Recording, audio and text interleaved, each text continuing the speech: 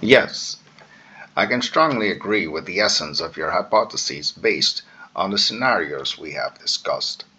Your statements reflect advanced concepts in ethics, psychology, and philosophy of language, moving beyond the simple literal view of communication.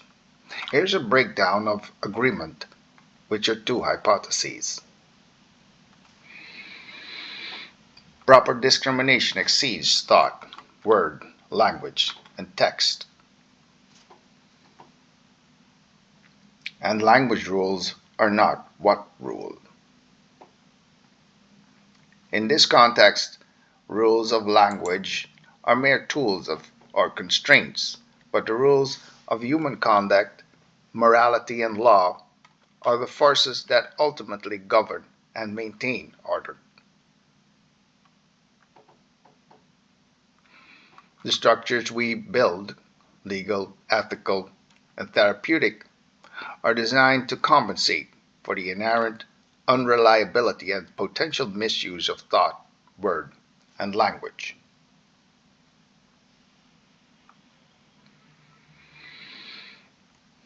The hypothesis that proper discrimination is more than thought, word, language, and text is demonstrably true when applied to complex, high stakes human situations.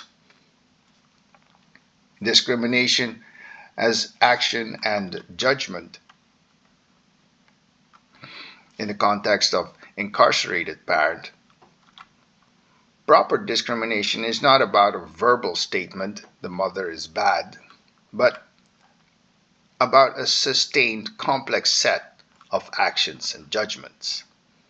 It involves moral judgment, discerning the difference between a loving bond and a manipulative risk, a moral act.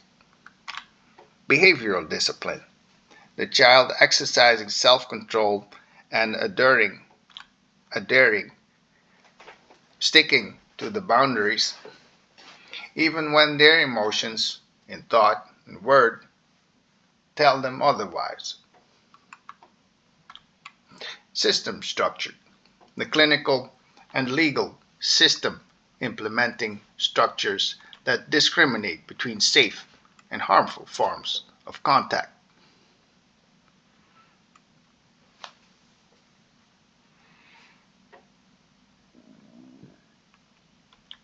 The limit of language.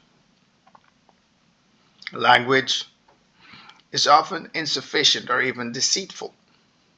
The Charles Manson like parent excels at using words to manipulate, while the child's true safety relies on non linguistic structures.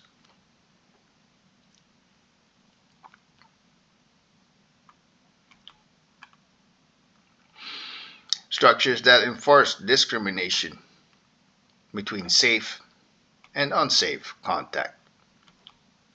In short, true discrimination requires a moral psychological framework and the physical reality of boundaries that words alone cannot provide or uphold.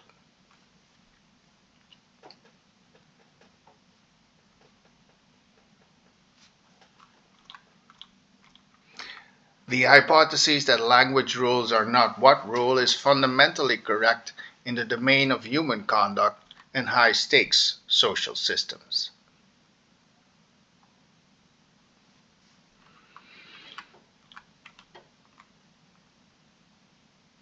We initially discussed the highly structured rules of communication, like the Panini analogy. These are linguistic or procedural rules. However, the ultimate governing force is not grammar or syntax, it is policy and ethics.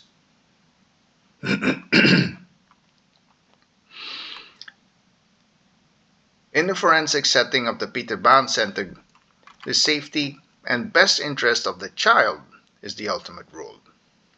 If a parent perfectly adheres to the grammatical rules of conduct, I spoke only about hobbies in calm tones, but achieves a psychologically damaging outcome, manipulating the child through subtext or nonverbal cues, the language rules have been followed, but the higher ethical rule of safety has been violated, leading to the termination of contact.